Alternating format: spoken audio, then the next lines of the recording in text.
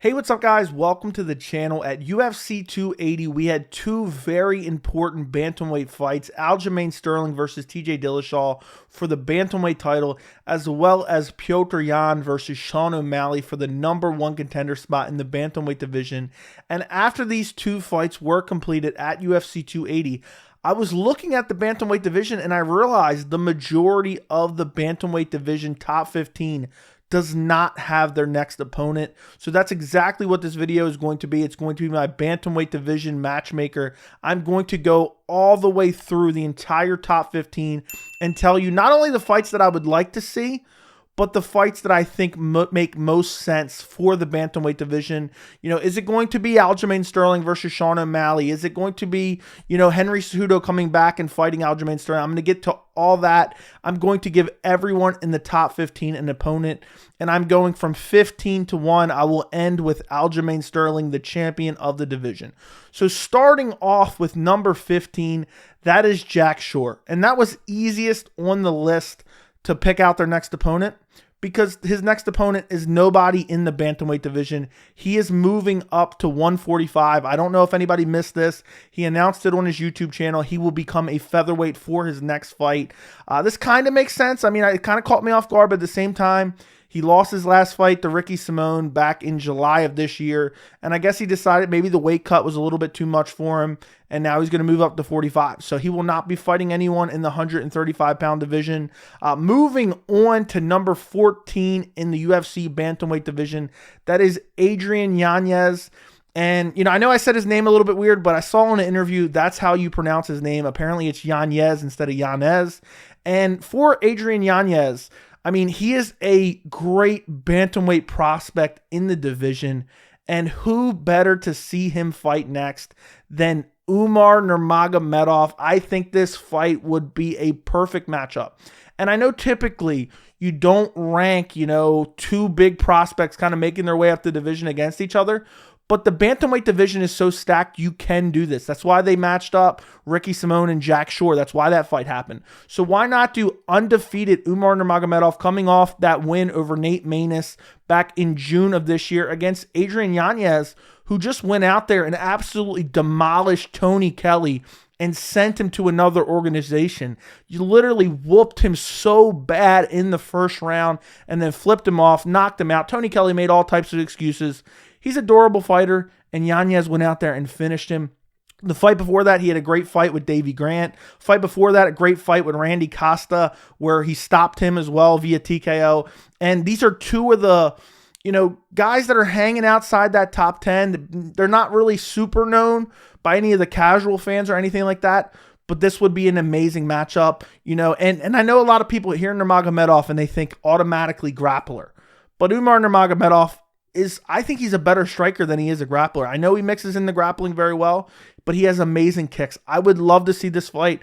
I think the majority of fans who know both these fighters would love to see this fight. And it's a fight to determine who can kind of move closer to that top 10 and eventually become a contender in the division, even though I believe both guys have a lot of promise to who could be, potentially a title contender in the future. So moving up to the division, number 13 is then Umar, which obviously I just talked about. Number 12 is Frankie Edgar. He's the only one on this list, and maybe I missed something, but he is the only one on this list who has a fight currently, and that is Frankie Edgar versus Chris Gutierrez. This is happening at UFC 281. MSG, the headliner, Israel Adesanya versus Alex Pereira. And I don't really know what to make of this fight. Frankie Edgar, has lost 4 out of his last 5. The one win he has over Pedro Munoz is a borderline robbery win. And Chris Gutierrez, I mean, he's looked pretty good. He's on a 3-fight win streak. He's an up-and-coming guy. And I think this is one of those fights where the UFC said, Frankie Edgar can possibly win this fight. He can go out on a win. He's a legend in the sport. But also, Chris Gutierrez has some promising skills. And maybe this is one of those fights where you see the young eat the old, and Chris Gutierrez gets a win over Frankie Edgar and kind of makes himself known to the bantamweight division. This is not a gimme fight for Frankie Edgar by any means.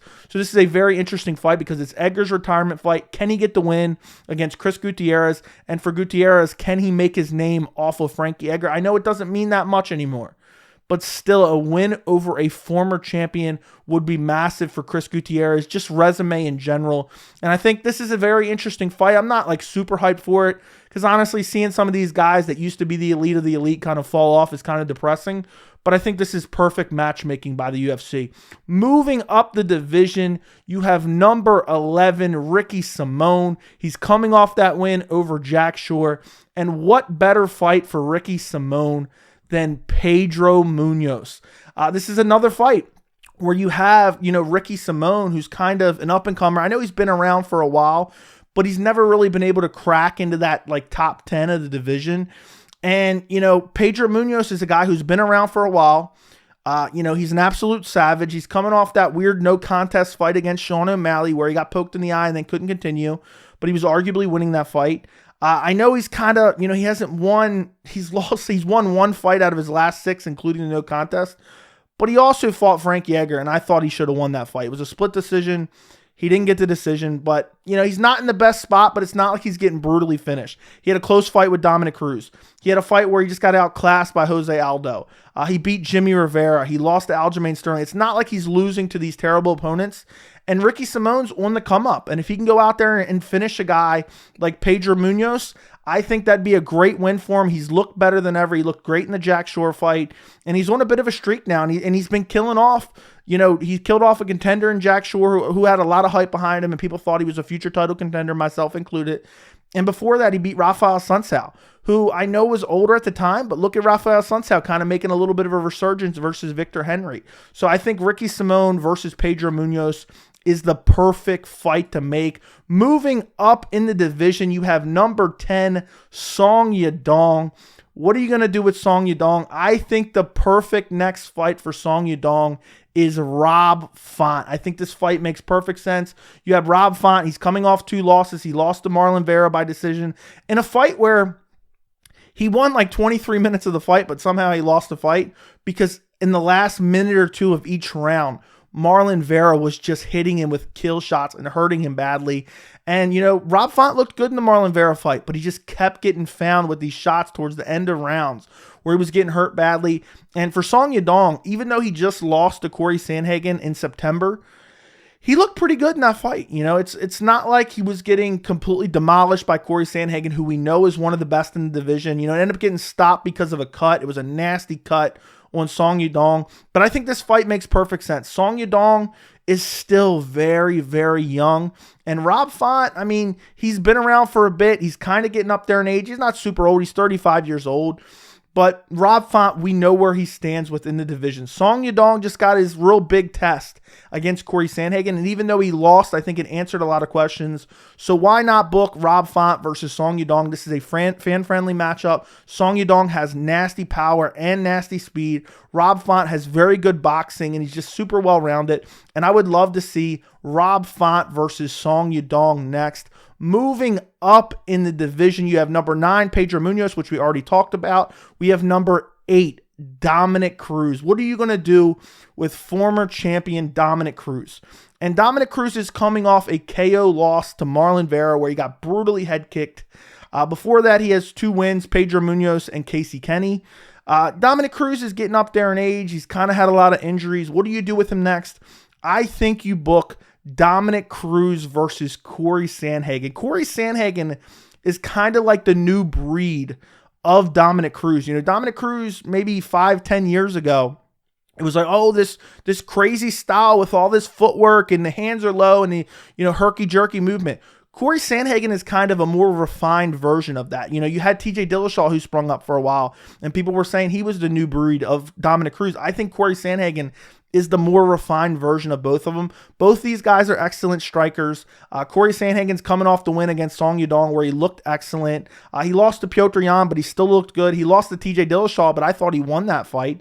So, Corey Sandhagen, is, even though he's only on a 1-fight win streak, it's not like he's getting, in the 2 losses he had before that, he got starched out. And for Dominic Cruz, I know he got KO'd by Marlon Vera, but he looked very good up until that point. And even in the Pedro Munoz fight, he won via decision. He faced some adversity in that early round and then just took over in the second and third round. Pedro Munoz is a very good fighter, so why not match up Corey Sandhagen and Dominic Cruz? I think that fight makes perfect sense. Moving up in the division, you have number 7, Rob Font. We already talked about him. We have number 6, Corey Sandhagen, which I just talked about. Then you get to number 5, TJ Dillashaw. TJ Dillashaw coming off a brutal beatdown from Aljamain Sterling, but he did have the shoulder injury. So it's kind of like, where do we place him?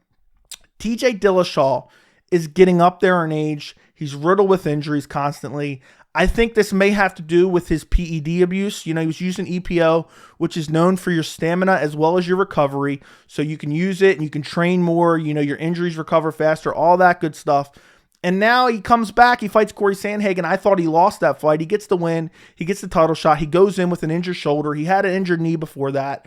And he's just constantly injured. That's why I don't think he fights anyone. I think TJ Dillashaw is going to be out for a bit. But if you're going to do a TJ Dillashaw fight in about a year, here's the fight I think you make. I already talked about Corey Sandhagen versus Dominic Cruz. Regardless what happens with Dominic Cruz in that fight, I think you do TJ Dillashaw versus Dominic Cruz after Dominic Cruz fights Corey Sandhagen, because obviously TJ's probably going to be out for a while, probably surgery on the shoulder as well as rehab. But after that, I would love to see a rematch of that fight. That happened all the way back in 2016. This was one of my most anticipated fights at the time. This was for the title. Dominic Cruz coming back after a long layoff, trying to get his belt back from TJ Dillashaw. And I think you look at TJ Dillashaw, you look at Dominic Cruz, similar style fighters, and also both getting up there in age. And TJ's riddled with injuries. And it was a close first fight. And this was a fight I always thought we'd see run back at some point. And we never really got to see it. It was a split decision for Dominic Cruz. So when TJ Dillashaw is able to return, regardless if Dominic Cruz loses or wins against Corey Sandhagen, I think you book Corey Sandhagen or TJ Dillashaw versus Dominic Cruz too. I think that fight makes the most sense. Moving up in the division, you have Marlon Chito Vera at number 4. What do you do with Marlon Chito Vera? I think Marlon Chito Vera, there's only one fight you can possibly make for him. He's on a 4-fight win streak. He's on the cusp of a title shot. Is he quite there for a title shot? You can make the case. But I think the best fight you make for Marlon Chito Vera right now is Sean O'Malley versus Marlon Chito Vera 2. I think this would be a massive fight. I think this fight needs to be 5 rounds. I think this should be a number 1 contender fight. And I think that, you have that fight from so many years ago now. It's crazy how fast time goes by. Over 2 years since that initial fight. And you have the controversy because Marlon Chito Vera brutally chopped the legs of Sean O'Malley, then shucked him to the ground and flash KO'd him with brutal ground and pound elbows. And then Sean O'Malley was stretchered out of the cage with no serious injuries. But what has Sean O'Malley done since then? Since that loss to Marlon Chito Vera, he KO'd Thomas Almeida. He TKO'd Chris Montino. He TKO'd Raulian Paiva. Then he had a no contest against Pedro Munoz. And then he got a win, a decision win against Petr Yan at UFC 280. A robbery win at that. But that's why I think this fight makes even more sense. Because he had a robbery win over Petr Yan. I don't think Sean O'Malley should get the title shot here. And I'm going to talk about it in a minute, but I don't think the UFC wants to give him a title shot. So why not book O'Malley versus Marlon Chito Vera? That is a winnable fight for Sean O'Malley, even though he lost the first fight. It's a winnable fight for O'Malley stylistically. Chito Vera is a striker. He's going to keep it striking. O'Malley's one of the best strikers in the division. Book that. You have an amazing storyline behind it. Sean O'Malley potentially gets to avenge a loss. And then you put it potentially a year's time in between Sean O'Malley fighting a heavy grappler like Aljamain Sterling. You put some more time where O'Malley can, in the back of his mind, he's training for that. He's improving on that. He fights Marlon Chito Vera. If he gets a win there, then he's the true number 1 contender. And I don't think anyone would complain about that. And I think that's an amazing matchup to make, and it has to be 5 rounds. Moving up in the division, you have number 3, Merab Dvalishvili. Who does he fight next? I think you do Petr Yan versus Merab Dvalishvili. I think that makes perfect sense right now. Petr Yan, he's 1-3 in his last 4 fights. He could easily be 4-0. He got robbed against Sean O'Malley at UFC 280. I thought he won all 3 rounds. I thought it was clear as day. I can't believe even people are arguing that Sean O'Malley won this fight. but he got screwed on the judges' scorecards. But I think it's irrelevant. Let him fight Merab. Merab's a top contender. I think it makes perfect sense. Yan gets one win. I think he's right back in the title discussion. You know, he has the split decision loss to Aljamain Sterling, which I don't call a robbery, but I thought Yan won that fight. It all comes down to the first round, which was very close. And then he has a win over Corey Sandhagen where he won the interim bantamweight title. And then he has the very controversial title loss to Aljamain Sterling where he was winning the fight. He knees Aljamain Sterling and he gets DQ'd and Aljamain Sterling leaves with the title. So super unfortunate for Petr Yan. But if he goes out there and beats a guy like Merab, he's right back in title discussion, especially if Aljamain Sterling is still the champion, because that'd be a great storyline because he just murked Merab, who is Aljo's one of his closest training partners and friends. So I think Yan, you know, even though he's kind of gotten screwed a little bit, he gets one win over one top contender like Merab, who's ranked number 3. I think he's right back in that title discussion, and I think it makes a lot of sense. Moving up, you have Petr Yan, which obviously I just talked about, and then you have Sean O'Malley, who's number 1, which I already talked about, and then you have Aljamain Sterling, the champion. And I know going into the fight, we all said if O'Malley wins, he will be fighting for the title. And I know, you know, most people agreed with that. Most people thought, okay, if O'Malley goes out there and beats Petr Yan, he will be fighting for the title. But you look at the whole, you know, title picture right now, and you have Aljamain Sterling, who is a very heavy grappler. He gets you down, he beats you up, he gets your back, and he either submits you or he TKOs you ground and pound. And Aljamain Sterling, I know the win over TJ Dillashaw doesn't mean that much because TJ Dillashaw was injured, but at the same time, we already know Sterling's skill set. And you look at the Sean O'Malley versus Petr Yan fight, and Petr Yan, I know he's a very good grappler, and he even out-grappled Aljamain Sterling at some points. But when the UFC sees that, what Petr was able to do in the grappling department against Sean O'Malley, they see Aljamain Sterling as a nightmare matchup for Sean O'Malley. And Sean O'Malley's a smart guy. So is his coach. They're going to look at Aljamain Sterling and going to be like, yeah, that's a really tough stylistic matchup for us. At least the Petr Yan fight, they thought, you know, Yan's going to primarily strike. We have a very good chance to win this fight, even though they lost but got the win. So I really don't think Sean O'Malley wants this fight. I really don't think the UFC wants to make this fight. Why not put more time in between Sean O'Malley and a title shot? And that's why I think you do Aljamain Sterling versus Henry Cejudo. Henry Cejudo is the former bantamweight champion. He never lost his belt. You know, he's on a massive win streak. He's been out since 2020 at UFC 249, where he retired as a negotiating tactic. And then he was probably shocked to find out the UFC nor the fans cared. He disappeared for a while. He's tried to keep himself relevant, being cringy online. But now it seems like he's like, you know what? I'm wasting a lot of my career sitting out. And he's not getting any younger. You know, he's not particularly old, but he's not, you know, he's been out for over 2 years at this point. So I think he's finally going to come back. I think the UFC does not like Aljamain Sterling. I think they don't want him as a champion. I think they look at him as unpromotable. I think they look at him, you know, he says stuff that just rubs people the wrong way. And I think they're thinking, you know, if Henry Cejudo can come back, Henry Cejudo stylistically is a nightmare matchup for Aljamain Sterling. Now, I'll admit, I've picked against Aljamain Sterling time and time again, but I think his striking is awful. And his striking is predicated on his grappling and the threat of the takedown.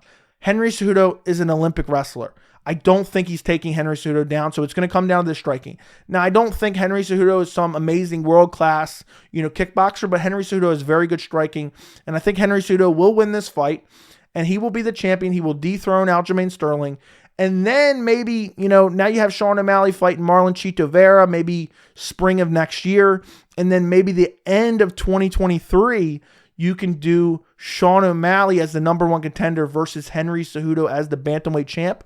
Or either way, if Aljamain Sterling is able to hold on to his belt, you give O'Malley that time to be able to, you know, improve his wrestling and takedown defense.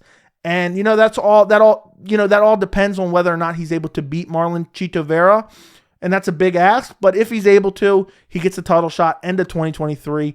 If he loses, then you do Marlon Chito Vera versus the winner of Aljamain Sterling versus Henry Cejudo late in 2023. And you also have Petr Yan in the mix. You also have Merab in the mix if he beats Petr Yan and Aljamain Sterling is no longer the champion, because Merab said he's never going to fight for the belt as long as Aljamain Sterling is there. So I really think that's all the matchups that go down in the bantamweight division in the next, 6 months to 10 months. So just to recap, Jack Shore is going to 145 pounds. Then you have Umar Nurmagomedov versus Adrian Yanez. Then you have Frankie Edgar versus Chris Gutierrez at UFC 281. Then you have Pedro Munoz versus Ricky Simone. Then you have Rob Font versus Song Yadong. Then you have Corey Sandhagen versus Dominic Cruz. Then you have TJ versus nobody. And then Dominic Cruz, whether he wins or loses the Corey Sandhagen fight, because TJ is going to sit out for a while. Then you have Petr Yan versus Merab Dvalishvili. Then you have Sean O'Malley versus Marlon Vera 2. And then you have Aljamain Sterling defending his title against Henry Cejudo. I think those matchups make perfect sense. Let me know what you guys think about all these matchups down in the description. I would love to know what you guys think. Don't forget to like the video, and I will see you in the next video.